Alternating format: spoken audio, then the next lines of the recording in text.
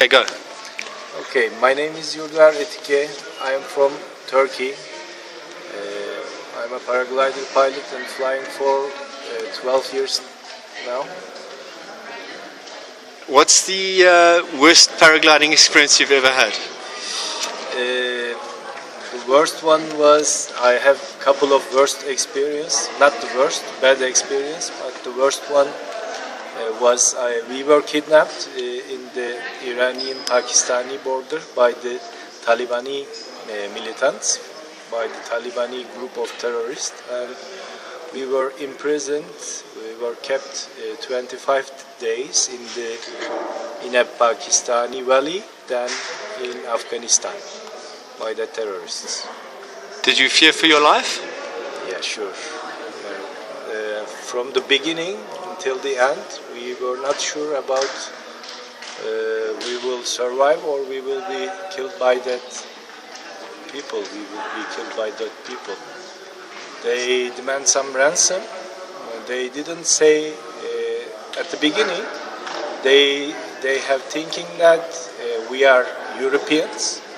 We were traveling for a paragliding trip from Turkey to Nepal with a Land Rover Defender.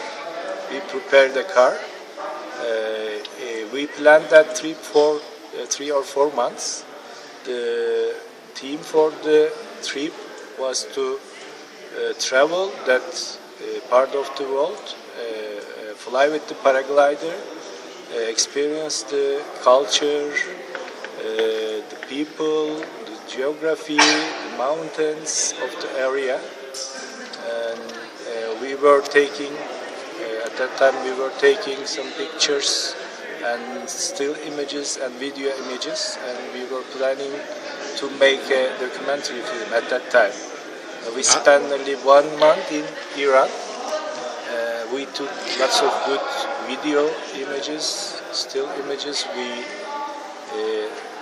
We made lots of good flights with the local paraglider pilots. We had lots of good experience, but when we were passing through the Irani-Pakistani border by our car, we were kidnapped by that group. How did you manage to get released? What happened? At the beginning, they, as I said, they have thinking that we are Europeans, and after they learned that we are Turks and we are Muslims, they said us that we will set you free. We will use you to exchange with our friends in the prison. So they didn't say us that they would demand ransom for us. But after that, we learned that they demand at the beginning of the incident, they demand ransom for us, 1 million euro for each. Wow. Wow. And they said that now, after they learned that we are Muslim and Turks, and we were at the same subsection of the Islam, they were fighting against the Iranian government, because Iranian authority is Shia in subsection of Islam, and they are the minority Sunni group in the area, Belujis. So they were fighting against the Iranian government. They were making some operations against the military forces. They are taking hostages. They were taking hostages at that time. So they said that they announced jihad against Muslim authority. They are Muslim, and they announced jihad against the Muslim authority, because they said us that they don't think that the Iranian government is Islam because of these different subsections of Islam. And after that, they said us that stay with us, we will use, you are Muslim at the same subsection, we are Muslim in the same subsection, so we will use you to exchange with our friends in the jail, and stay here, pray to the God, enjoy your life in here. But we said them that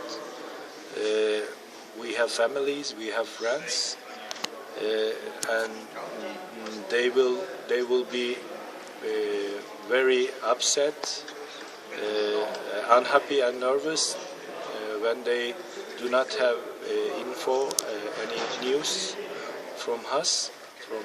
But they said that stay here. After 15 days, even they do not release their friends, I mean the Iranian government, we will set you free, they said us Okay. this statement. But after 15 days, nothing has changed.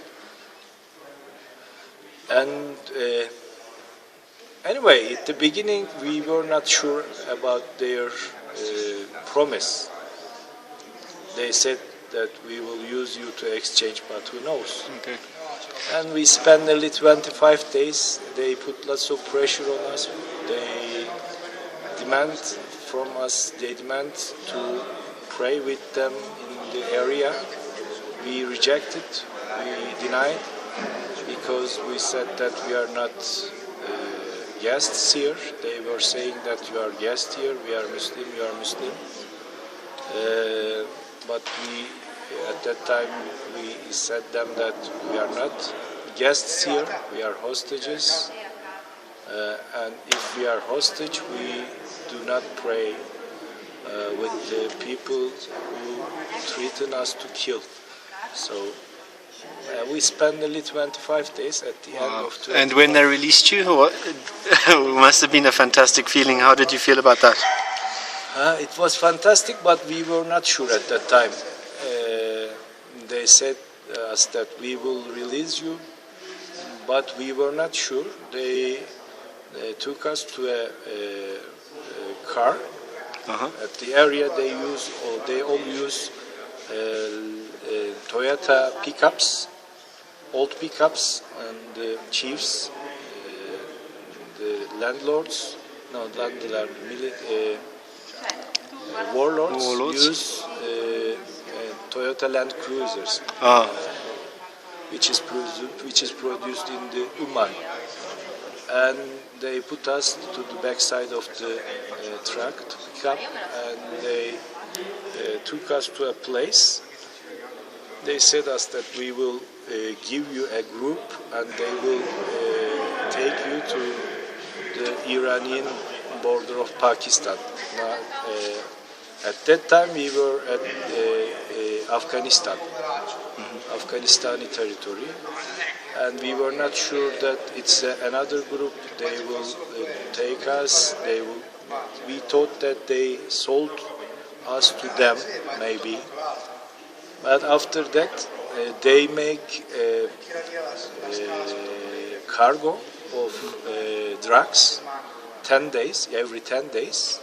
And there is a transportation of drug every 10 days from Afghanistan to Iranian border, and they gave us to the group that make that transportation. So we were like cargos. They took us to a Toyota Hilux, and we went to a place, a big house with the big walls. They served us some food. They smoke opium. They how you say, they recommend us to smoke opium. But we didn't. Then they put all the opiums to the back compartment of that Toyota Hilux. They prepared another car with the big machine guns, with the gas tanks, oil tanks. And we traveled from Afghanistan to the Iranian border of Pakistan 25 hours. And we took some opiums on the road. We didn't use the official roads, no tarmac, no gravel roads. We only used the valleys, off-roads.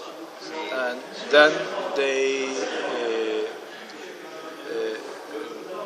we met with a Pakistani guy in the Pakistani side of the Iranian border, and they gave us to that person.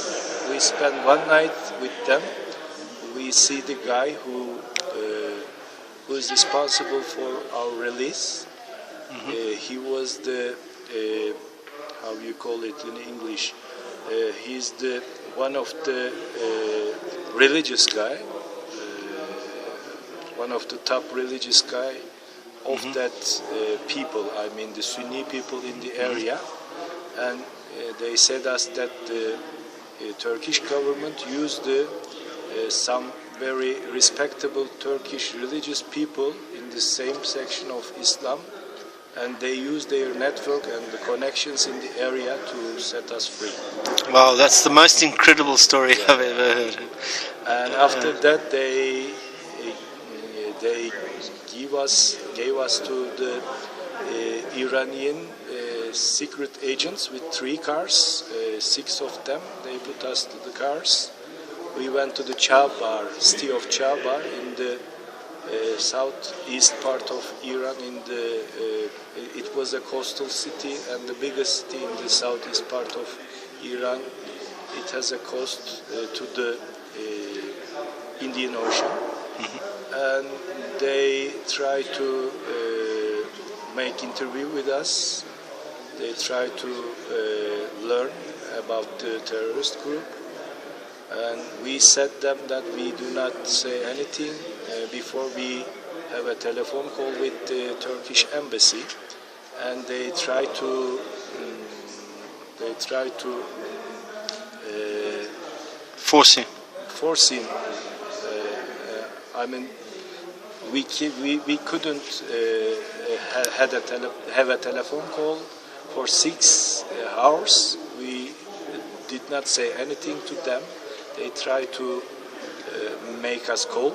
They talk, but we didn't. After we had a telephone call with the Turkish ambassador, they said us that Iranian government helped a lot to us, so you can say whatever you want to them, and we said them everything we had experience at the place.